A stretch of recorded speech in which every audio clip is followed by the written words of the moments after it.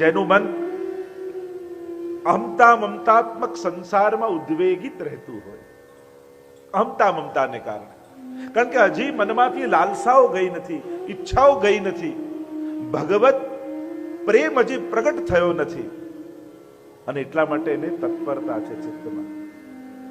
બીજું લક્ષણ કહ્યું, બીજું કર્તવ્ય કહ્યું, કૃષ્ણ દર્શને ક્લિષ્ટ માનસા. જેનું ચિત્ત સદાય કૃષ્ણ દર્શન માટે લાલાયિત રહેતું હોય, સતત તાપ રહેતો હોય, જેને ક્યારે ભગવત દર્શન મને થશે. આપણને ભગવાન એટલા માટે જ મળતા નથી કારણ કે આપણને ભગવાન વગર ચાલે છે. એટલા માટે જે દિવસે આપણને એમ થશે કે હવે પ્રભુ વગર નહીં રહેવાય, એ દિવસે પ્રભુ પણ તમારા વગર નહીં રહી શકે. આપણને એમ થાય આજે નહીં તો કાલે, કાલે નહીં તો પરમ દિવસે. જો કોઈ ગમે તેટલા મોટા મા બાપનો દીકરો હોય, 10મા 12મામાં આવે તો મા બાપ એમ નથી કહેતા બેટા 2-4 વર્ષ 12મામાં કાઢી દઈશ તો ચિંતા નથી, ઘણા રૂપિયા પડ્યા છે. એ તો એમ કે તને ક્લાસ ભરાવું, ટ્યુશન કરાવું, પર્સનલ ટ્યુશન રખાવું, આ જ વર્ષે નીકળી જજે. એમ ગુરુને પણ એમ થાય, પોતાના શિષ્યને કહે આ જ જન્મમાં નીકળી જજે. માણસ જો છોકરો 1 વર્ષે ફેલ થાય ને, પાછું એ જ ધોરણમાં જવાનું થાય ને, તો એને શરમ આવે કે પાછું એ જ ધોરણમાં જવાનું, એને સંકોચ થાય, જતો ગભરાય. અને અમારા આચાર્યો કહે કે હે જીવ, તું વારે ઘડીએ ફેલ થઈ થઈ પાછો જન્મ લઈ લઈ માના ગર્ભથી આ ભૂતલ પર આવે છે, તને શરમ નથી આવતી? એ જ ધોરણમાં ફરી ફરી પુનરપી જનનમ પુનરપી મરણમ પુનરપી જનની જઠરે શયનમ, એ જ ચક્રમાં નાપાસ થતો થતો એ જ ધોરણમાં પાછો, એ જ ધોરણમાં પાછો, એ જ ધોરણમાં પાછો. તને સંકોચે નથી થતો? વૃથા જન્મ ગવાયો, જન્મ સબ બાતન બીત ગયો. કૃષ્ણ દર્શને કૃષ્ણ માનસા, કૃષ્ણ દર્શનની લાલસા सौभाग्यशाली ने यहाँ कहती हैं कि प्रभु गोपीजनों ने सायंकाल के समय गाय वृद्ध को लेकर जब आप वृंदावन से गोकुल की ओर आते हो, आगे गाय पाछे गाय, इत गाय उत गाय, चारों ओर गायों से घिरे हुए, अधर पर वेणु को पधराकर वेणु का नाद भरते हुए, आसपास सखाओं को लेते हुए, यो यो गायों को चराते हुए जब आप वृंदावन से गोकुल की ओर पधारते हो, गोरख से मंडित आपका श्रेयंग हुआ हो, केश बिखरे हुए हो, अलक मुख खुर रज लागी ते कमल भ्रमर विषय खेजी. जैसे गोपाल दास जी ने कहा, मानो मुख कमल पर ये श्याम केश रूपी भमरा आकर बैठ गया. ऐसे सुंदर आप दिखाई देते हो प्रभु. और तब पूरे दिन के विरह से व्याकुल हुई हम, आप जब हमारी गलियों से होकर गुजरते हो, हम आरती लेकर, और वह आरती नहीं है, हमारा हृदय का विरह है. એટલે તો પુષ્ટિ માર્ગમાં આરતી લેતા નથી. જ્યાં પૂજા હોય ને ત્યાં આરતી લઈએ તો ફળ મળે પૂજાનું. પુષ્ટિ માર્ગમાં નજર ઉતારવાના ભાવથી આરતી થાય છે, એટલે આપણે ત્યાં આરતી લેવાતી નથી. કારણ કે નજર ઉતારેલું ના લેવાય. રાયલું નામ કોઈ ઉતારો, પછી થોડો થોડો પ્રસાદ આપો છો બધાને, એ તો ખૂણામાં મૂકી દેવાનો. અને એટલા માટે જ્યાં સેવા હોય, ઘણી ક્રિયાઓ સમાન લાગે પણ એની ભાવના જુદી હોય.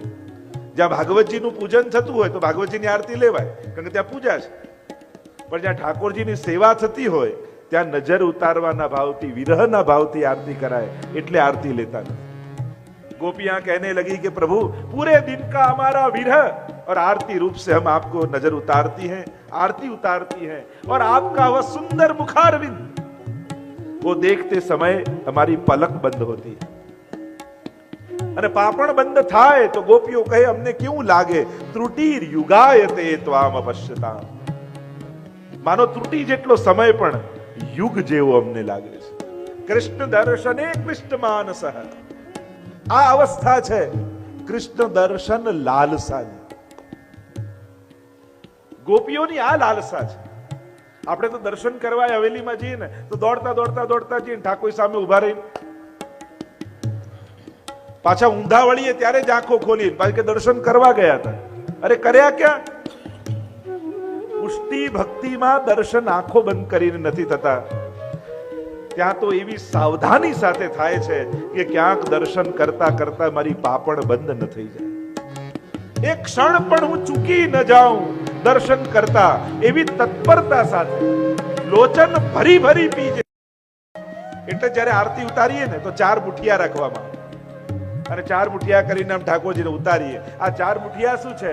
એ 4 પ્રકારની મુક્તિ છે: સાયુજ્ય, સારૂપ્ય, સામીપ્ય અને સાલોક્ય. જ્યારે ભક્ત ભગવાનના મુખારવિંદના દર્શન કરે છે અને મુખારવિંદના એ સ્વરૂપાનંદનો અનુભવ જ્યારે ભક્ત કરે, ત્યારે એ આનંદને અનુભવ કરતા કરતા ભક્તને બ્રહ્માનંદ તુચ્છ લાગવા માંડે છે, મોક્ષાનંદ તુચ્છ લાગવા માંડે. એટલે 4 પ્રકારની જે મુક્તિ છે ને એ ભગવાનના મુખારવિંદ પર નોછાવર કરીને ફેંકી દે કે મુક્તિ જેને જોઈતી હોય લઈ જાય, મારે તો ભજનાનંદનો આનંદ લેવો છે.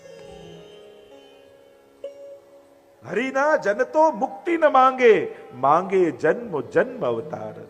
અહીંયા તો વારે ઘડીએ જન્મ લેવું છે, વૈષ્ણવ કુળમાં જન્મ લેવો છે, ઠાકોરજીની સેવા કરવી છે. આ કૃષ્ણ દર્શને ક્લિષ્ટ માનસા છે. અમારા વૃત્રાસુર જુઓ, વૃત્રાસુર ચતુશ્લોકી. મહાપ્રભુજી વૈષ્ણવના ધર્મ, અર્થ, કામ અને મોક્ષ 4 બતાવે છે. પુષ્ટિ માર્ગે હરિર્દાસ્યમ ધર્મ અર્થો હરિરેવહી કામો હરિર્દિદૃક્ષૈવ મોક્ષ કૃષ્ણસ્ય ચેદ્રુવમ. એક છે સાધારણ જીવના 4 પુરુષાર્થ: ધર્મ, અર્થ, કામ અને મોક્ષ. એક સાધારણ જીવના. બીજા છે વૈષ્ણવના. વૈષ્ણવનો ધર્મ કયો? સર્વદા સર્વભાવેન ભજનીયો વ્રજાધિપ સસ્યાયમેવ ધર્મો હિ નાન્યક્વાપી કદાચન.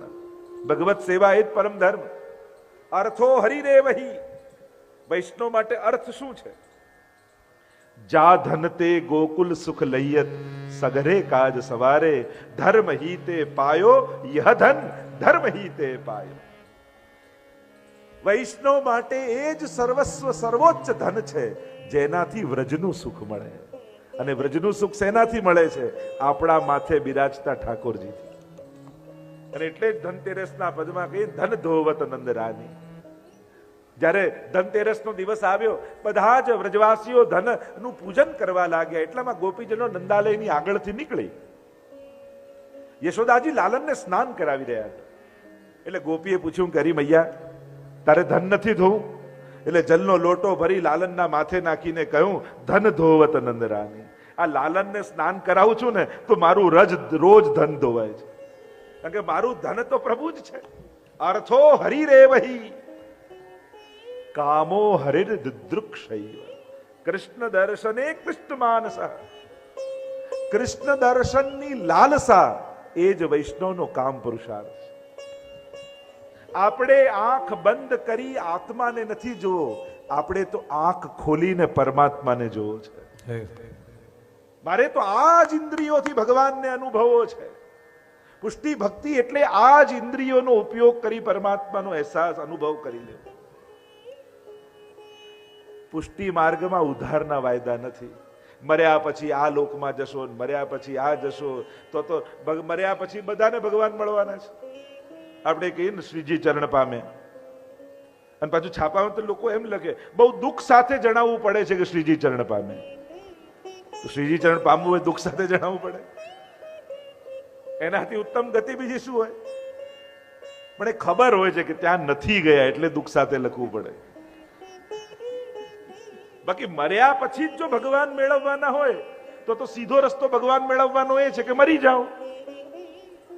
મર્યા પછી જ ભગવાન મેળવવાના હોય તો ટૂંકો રસ્તો એ કે મરી જઈએ ભગવાન મળી જાય.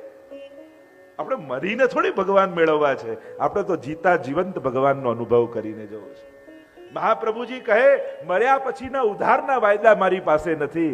મારે તો અત્યારે તારા માથે ઠાકોરજી પધરાવવા છે, મારે તો અત્યારે તારા ઘરને ગોકુલ કરવું છે, મારે તો તારી આ જ આંખને દર્શન કરાવવા છે, મારે તો તારા આ જ હાથે ઠાકોરજીને ગોદમાં લઈને પધરાવવા છે, મારે તો આ જ જીવનમાં તને ઠાકોરજીનો અનુભવ કરાવવો છે. આ વાયદો મહાપ્રભુજીનો છે. કામો હરિર્દૃક્ષૈવ. વૃત્રાસુર કેવી સુંદર વાત કરે છે. પ્રભુને જોવાની લાલસા કોને કહેવાય? અજાત પક્ષા ઇવ માતરમ ખગા સ્તન્યમ यथावत्सतरा क्षुधार्ता प्रियं प्रियेव व्युषितं विषण्णा मनोरविंदाक्षतिद्रुक्षते त्वाम्। कितनी सुंदर बात हमारे वृत्रासुर कहते हैं। भगवान के दर्शन की लालसा किसे कहते हैं ये वृत्रासुर बताते। વૃત્રાસુર અદ્ભુત ભક્ત છે। મહાપ્રભુજી કહે કે એના વધ દ્વારા ભક્તિનો પ્રચાર ભૂતલ પર થયો છે। જેમ અત્તરની શીશીનું ઢાંકણું ખોલો અને કેવી સુગંધ ફેલાઈ જાય, એમ જ્યારે વૃત્રાસુરનો વધ એ પૂરે જાણે અત્તરની શીશી છે, વૃત્રાસુર ભક્તિની શીશી છે, અને જ્યાં ઢાંકણું ખુલ્યું અને આખા ભૂતલ પર ભક્તિનો પ્રચાર થઈ ગયો। સ્વયં ભાગવતના લક્ષણમાં સ્કંદ પુરાણમાં કહ્યું કે આ ગ્રંથ ભાગવતજી છે। કેમ ખબર પડે એનું લક્ષણ શું? એટલે જ કહ્યું કે યત્રાધિકૃત્ય ગાયત્રી વર્ણયતે ધર્મ વિસ્તરઃ વૃત્રાસુર વધોપેત તદ ભાગવતમિષ્યતે। જાણે આખો ભાગવતજીનો પરિચય વૃત્રાસુર બની ગયો। ભક્તિ ગ્રંથ છે ને, અને ભક્તિનો પ્રચાર વૃત્રાસુરના વધથી થયો। अजात पक्षा देखो दर्शन की लालसा कैसी होती है। वृत्रासुर कहते हैं भगवान को, प्रभु आपको देखने की ऐसी लालसा हो। जो मानव देह મળ્યો છે ને, બડે ભાગ માનુષ તન પાવા કહીએ છે, તો કેમ માનવ દેહ અન્ય દેહો કરતા શ્રેષ્ઠ છે? શેના માટે? શું કારણ કે બડે ભાગ માનુષ તન પાવા સુર દુર્લભ સદ ગ્રંથ હી ગાવા? એનું મૂળ કારણ શું? એનું મૂળ કારણ એ છે કે આંખો બધા જ યોનિમાં મળે છે, પણ માણસને એવી આંખો મળી છે કે કેવલ આંખોથી ભગવાનને જુએ અને જન્મ મરણના ચક્કરથી છૂટી શકે છે। મુક્તિ માટે કેવલ આંખો કાફી છે। કાન દરેક યોનિને મળ્યા છે, પણ માણસને એવા કાન મળ્યા છે કે આ કાનથી કથા સાંભળી જન્મ મરણના ચક્કરથી છૂટી શકે। જીભ દરેક યોનિમાં દરેકને મળે છે, માણસને એવી જીભ મળી છે કે જીભથી રામનું નામ બોલે તો છેક રામના કાન સુધી પહોંચે। બીજા યોનિમાં એવી જીભ નથી। કદાચ પોપટ પણ રામ બોલતો હશે, પણ એ રામ સુધી નથી પહોંચતું। માણસ પાસે એવી જીભ છે કે એ ભગવાનનું નામ બોલે તો ભગવાન સુધી પહોંચી જાય। એટલે કે એના ઉદ્ધાર માટે આ 11 ઇન્દ્રિયોમાંની કોઈ એક ઇન્દ્રિય પણ ભગવાનમાં લગાવી દે ને, એ જ એના મુક્તિ માટે કાફી છે। એટલે 11 આ બંધનો નથી, 11 અવસરો છે। આ 11 ઇન્દ્રિયો માંથી કોઈ એક ઇન્દ્રિય પણ ભગવાનમાં પૂરેપૂરી લગાડી દે તો એનાથી પણ છૂટી જાય એવો દેહ માણસ પાસે છે। એટલે કહ્યું બડે ભાગ માનુષ તન પાવા। નહીં તો આપણને એમ થાય આહાર નિંદ્રા ભય મૈથુન દરેક યોનિમાં છે। માણસ કેમ શ્રેષ્ઠ? કારણ કે એની પાસે અવસર હોય છે મુક્ત થવાના, ભગવત પ્રાપ્તિના। अजात पक्षा। कितनी सुंदर बात वृत्रासुर कहते हैं, प्रभु आपको देखने की लालसा जगे। कैसी लालसा? छोटे छोटे चिड़िए के बच्चे होते हैं ना, झाड़ के ऊपर घोंसला बनाकर चिड़िया ने रखे हो और अभी अंडे में से बाहर आए हैं बच्चे, अभी पंख भी नहीं आए, उनको उड़ने का सामर्थ्य नहीं है, असमर्थ है, ભૂખ્યા થયા છે બચ્ચાઓ, અને માં ચણ લેવા ગઈ છે, અને માને મુખમાં ચણ લઈને આવતી જુએ, અને એ ઘોંસલામાં એ માળામાં રહેલા નાના નાના ચકલીના બચ્ચાઓ ચી ચી ચી ચી ચી ચી કરી આખું આકાશ ગજવી દે માને જોઈ। એ પ્રભુ એ બચ્ચાને માને જોઈને જે આનંદ થાય છે, આવા દર્શનની લાલસા આપને જોઈને મારા હૃદયમાં થાય। વિચાર કરો, દર્શન કરતી સમયે આ બચ્ચાઓ યાદ રાખો છો। अजात पक्षा इव मातरम खगा। પછી થયું વૃત્રાસુરને કે જ્યારે પાંખો ફૂટી જાય પછી ક્યાં માની રાહ જોવે છે, પછી રાહ નથી જોતા। એટલે બીજું ઉદાહરણ આપ્યું, સ્તન્યમ યથાવત્સ તરહ ક્ષુધાર્થા। નાનું જન્મેલું હમણાં નવજાત વાછરડું હોય એટલે ખેડૂત બાંધી રાખે એને, અને ગાયને ચરાવવા માટે વનમાં લઈ જાય। આખો દિવસ માની પ્રતીક્ષા કરતું ભૂખ્યું થયેલું એ વાછરડું માની પ્રતીક્ષા કરતું હોય અને સાંજ સમયે પોતાની માતાને આવતી જુએ અને જ્યાં ખેડૂત પોતાની ખીટીમાંથી દોરડું એ વાછરડાનું છોડે અને દોડતું ભાગતું એ વાછરડું જોજો સીધું માના થનમાં મોઢું નથી મારતું, એ માની આજુબાજુ કૂદકાઓ મારે. તમે જોશો ને તો એ વાછરડું માની આસપાસ કૂદશે, કેમ કે માને મળવાનો જે આનંદ એને છે એ દૂધ કરતા પણ અધિક છે. આજે મારી માં મને મળે, બસ હે પ્રભુ એ વાછરડાને માને મળવાનો જે આનંદ છે એવો આનંદ, એવી તત્પરતા આપને જોઈને મારા હૃદયમાં જાગૃત થાય. પણ પાછું થયું કે દૂધ પીવાનું બંધ કરી દે પછી વાછરડું ક્યાં માની રાહ જુએ, એટલા માટે કહ્યું પ્રિયમ પ્રિયેવ વિષિતમ વિષણ્ણા. એક પ્રિયા જેમ પ્રિયતમની પ્રતીક્ષા કરતી રહે, પ્રભુ હું સદાય આપને આ રીતે નિહાળતો રહું, આપના માટે તત્પર રહું. એક પ્રિયતમ પોતાને પ્રિયતમા એની પ્રિયતમને મળવા માટે દોડી, સામે ઉભો હતો ને ભાગી મળવા માટે. નીચે કોઈ નમાજ પડતો હતો તો એની પીઠ ઉપર પગ મૂકીને દોડી ગઈ. મળીને પાછી આવી ત્યારે નમાજ પડતો તો એને કહ્યું કે તને આટલું ભાન નથી, હું ખુદાની બંદગી કરતો તો મારી પીઠ ઉપર પગ મૂકીને જતી રહી. ત્યારે પેલી પ્રિયતમાએ કહ્યું ક્ષમા કરજો, હું મારા લૌકિક પ્રિયતમને મળવા દોડી તોય મને ભાન ન રહ્યું કે નીચે કોણ છે. તમે તો તમારા અલૌકિક પ્રિયતમને મળી રહ્યા હતા, તમને કેમ ભાન રહ્યું કે ઉપરથી કોઈ ગયું છે? તમને કેમ યાદ રહ્યું, તમને કેમ એ ભાન રહ્યું કે તમારી ઉપરથી કોઈ ગયું? આવી તત્પરતા કૃષ્ણ દર્શને કૃષ્ણ માનસ. બસ આ જો તૈયારી થઈ જાય, આંખોને તૈયાર કરી દો ને. લોકો કે લાલચ બહુ ખરાબ, અમારા ભગવદીઓ કે ખરાબ નહીં, તમે ખોટી જગ્યાએ રાખો છો, ખોટી જગ્યાએ વાપરો છો એ ખરાબ. અમારા ભગવદીઓએ કહ્યું લોચન લાલચી ભય. લાલચ છે ને દર્શન કરતી સમયે આંખોમાં આંજી દો. લાલચી વ્યક્તિને કેમ થાય, હજી મળે તો સારું, હજી મળે તો સારું, હજી મળે તો સારું. એમ જ્યારે ઠાકોરજીને દર્શન કરતા હોય ને ત્યારે આ લાલચને આંખોમાં આંજીને લઈ જવી. આ જ લાલચ તમારો ઉદ્ધાર કરી દેશે. એ દર્શનની લાલસા. વાર્તા સાહિત્યમાં તમે જુઓ ને ચૌડાની વાર્તા આવે છે. એ ચૌડાના પ્રસંગમાં એનો નિત્યનો નિયમ રાજભોગના દર્શન કરવાનો. રોજ જાય ગિરિરાજજીની ઉપર શ્રીનાથજીના દર્શન કરવા. એક દિવસ એવું થયું કે કંઈક મોડું થઈ ગયું અને દ્વાર બંધ થઈ ગયા. અને એવો તાપ એ ચૌડાને થયો, અરે મને આજે પ્રભુના દર્શન ન થયા. એવો તાપ થયો, રહેવાયું નહીં. નિજ મંદિરના પાછળની દિવાલમાં જઈને માથું પછાડવા લાગ્યો.